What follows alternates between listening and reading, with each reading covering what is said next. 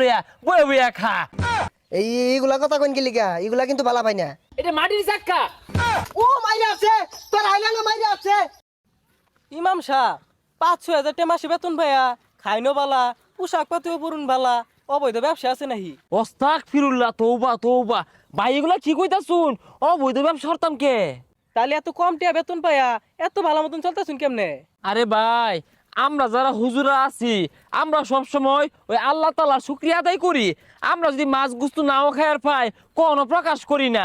আমরা এই অভাবের মধ্যে হাসি খুশি চলার চেষ্টা করি। যাই হোক, এই অল্প টাকা দিয়ে সংসার চালান কেমনে আননে?